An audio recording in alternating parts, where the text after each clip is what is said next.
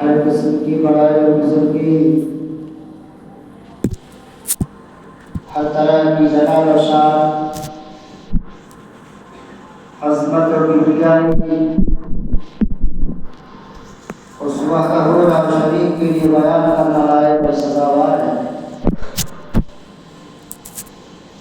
جن کے قبضۂ قدرت میں ہم سبوں کی جان ہے۔ بعدہ درود و سلام نازل ہوں شفیع المذنبین رحمت للعالمین سید ولد آدم جناب محمد رسول اللہ صلی اللہ علیہ وسلم، جن کی تعلیمات پوری دنیا کی رحمت اور باعث سکون ہے، جن کا ہر خیر اور ہر ادا پوری امت مسلمہ کے لیے ایک آئیڈیل اور ایک نمونہ ہے۔ مختصراً حمد و ثنا کے بعد سورہ فجر کی دو آیت کریمہ تلاوت کی گئی ہے۔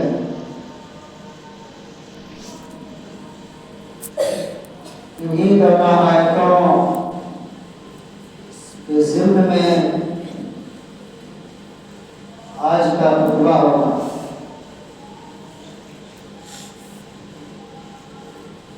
جس مہینے سے ہم اور آپ گزر رہے ہیں وہ مہینہ ذی الحج کا مہینہ ہے، جو بہت ہی اہم مہینہ ہے۔ اس مہینے میں نیکیوں کے بڑے بڑے کام انجام دیے جاتے ہیں۔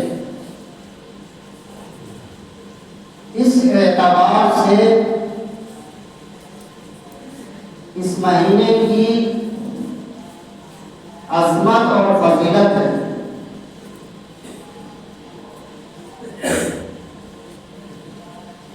اللہ تبارک و تعالی قرآن مقدس کے اندر ارشاد فرماتا ہے والفجر ولیال العشر،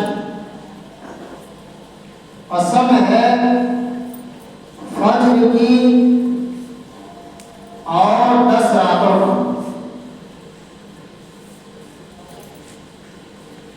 اللہ تبارک و تعالی کی شان ہے، اللہ رب العالمین کی عظمت ہے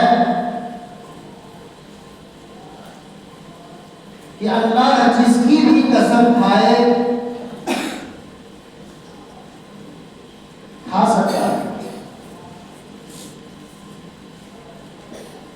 ہم انسانوں کے لیے صرف اللہ رب العالمین کے نام کی قسم کھا سکتے ہیں۔ قرآن مقدس کے اندر اللہ تبارک و تعالی نے کبھی سورج کی قسم کھائی ہے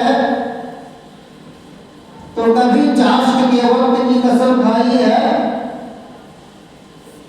تو کبھی رات کی قسم کھائی ہے، کبھی عصر کی قسم کھائی ہے، کبھی شفق کی قسم کھائی ہے۔ یعنی اللہ تبارک و تعالیٰ کی یہ شان ہے کہ جس کی بھی قسم کھائے اس کے لیے کوئی روک اور ٹوک نہیں ہے۔ ہمارے لیے روک ٹوک ہے، ہمارے لیے حلال و حرام ہے، ہمارے لیے جائز اور ناجائز کے درمیان تفریق کرنا۔ ہم اللہ رب العالمین کے علاوہ کسی کی قسم نہیں کھا سکتے۔ باپ کی قسم کھانا منع، ماں کی قسم نہیں کھا سکتے، بہن کی قسم نہیں کھا سکتے، بال بچوں کی قسم نہیں کھا سکتے، حتیٰ کہ قرآن کے تعلق سے بھی اختلاف ہے کہ قرآن کے بارے میں بھی قسم نہیں کھا سکتے، صرف اور صرف اللہ رب العالمین کے نام کی قسم کھا سکتے ہیں، اللہ رب العالمین کا قسم کھا سکتے ہیں۔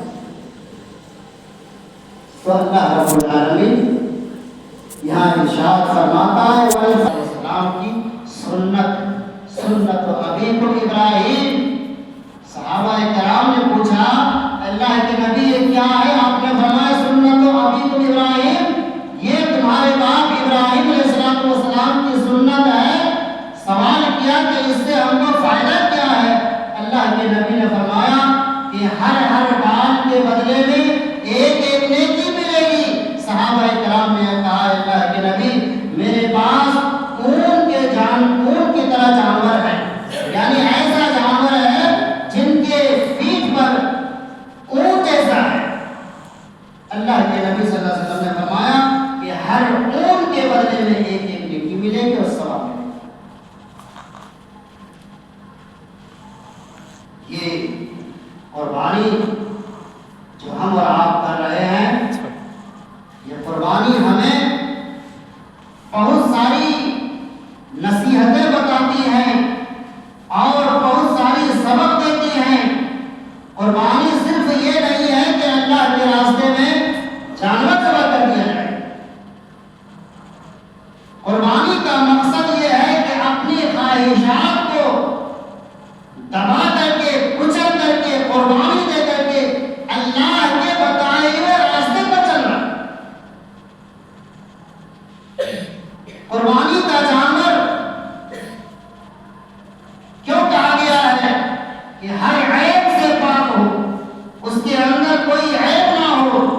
اگر عیب ہے تو پھر اس کی قربانی نہیں ہوگی، عیب دار چیز کی قربانی نہیں ہوگی۔ اللہ رب العالمین پاک ہے اور پاک چیزوں کو پسند کرتا ہے۔ اے انسانوں، تمہارے اندر بھی ہر قسم کی عیوب سے اپنے آپ کو پاک رکھنے کی ضرورت ہے۔ بغض سے، عداوت سے، کینہ کپٹ سے، حسد سے، دشمنی سے، ہر قسم کی بغاوت سے اور برائیوں سے اپنے آپ کو بچانے کی ضرورت ہے۔ قربانی کا مقصد کیا ہے کہ ہمارے دل میں اللہ کا خوف اور خشیت اور اللہ رب العالمین کا ڈر آ جائے۔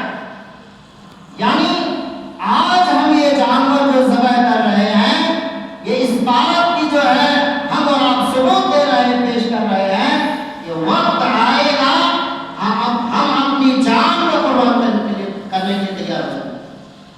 وقت آئے گا ہم اپنے عزیز و اقارب کو قربان کرنے کے لیے تیار ہو جائیں گے۔ سیدنا ابراہیم علیہ السلام نے ہر قسم کی قربانی پیش کی، وطن کو خیرباد کہہ دیا، باپ کو الوداع کہہ دیا، اور پھر جو ہے بہت ساری کٹھنائیوں سے اور بڑے بڑے امتحان سے گزر کر کے ابراہیم علیہ السلام کو آخری امتحان ہوتا ہے، آخری آزمائش ہوتی ہے کہ اپنے لختے جگر کو اللہ کے راستے میں قربان کریں۔ جو بڑھاپے کی عمر میں آپ کو اولاد ملی ہے اور وہ اللہ رب العالمین سے فریاد کرتے ربی ہب لی من الصالحین فبشرناہ بغلام حلیم، دعا مانگ رہے ہیں، اولاد کی التجا کر رہے ہیں، صرف اولاد نہیں مانگ رہے بلکہ صالح اولاد مانگ رہے، نیک اولاد مانگ رہے ہیں۔ ہم جب بھی اللہ رب العالمین سے اولاد کی تمنا کریں، اولاد مانگیں تو صرف اولاد نہ مانگو، صالح اولاد مانگو۔ حکم ہوتا ہے اسے بھی اللہ کے راستے میں قربان کرو۔ دونوں باپ بیٹے اللہ کا حکم پا کر کے منا کی طرف روانہ ہوئے۔ فلما بلغ معه السعي قال يا بني أني أرى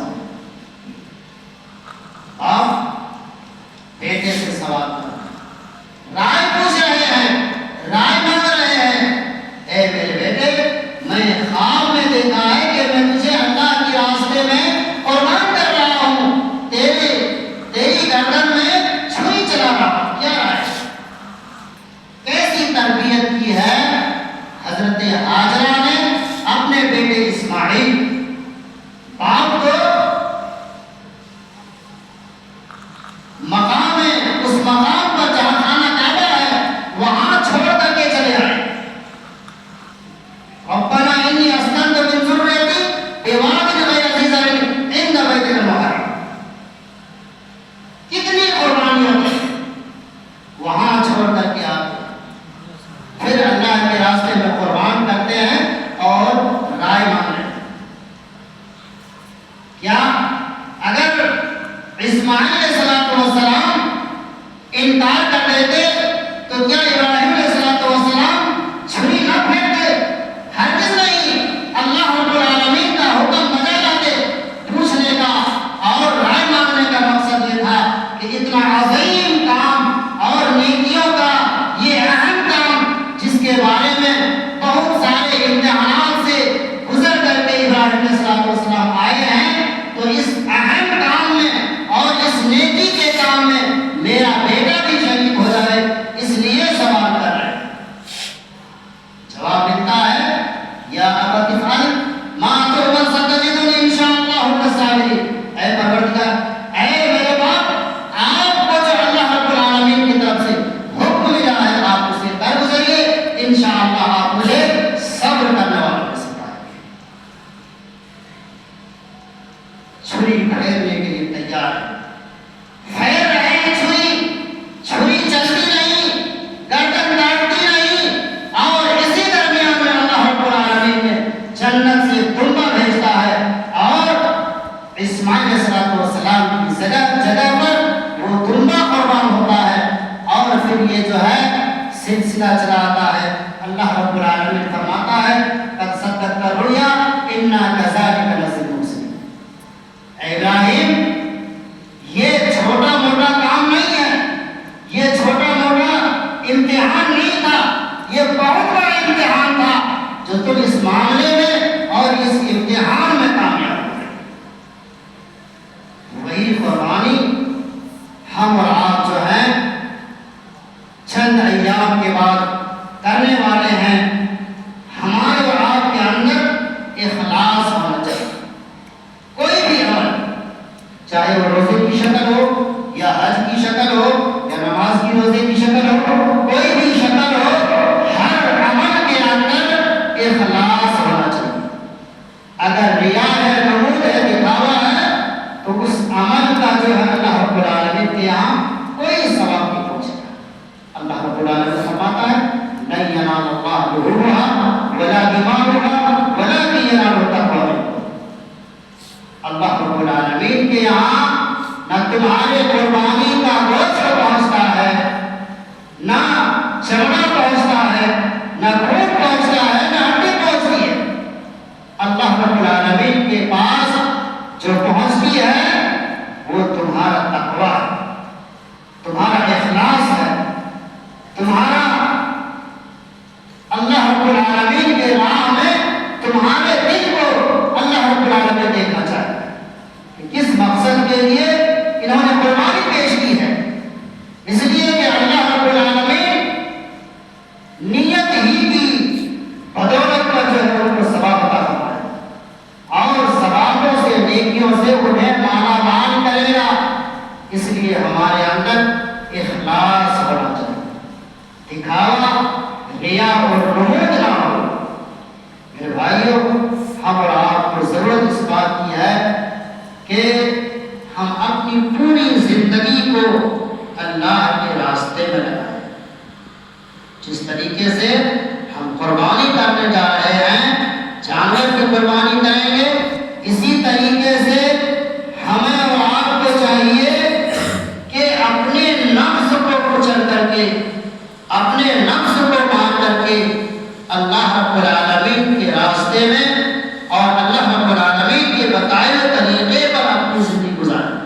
اللہ تعالیٰ سے دعا کرتے ہیں کہ الہ العالمین ہم تمام مسلمانوں کو صحیح راستے پر چلنے کی توفیق عطا فرما۔ الہ العالمین جو بیمار یا شفا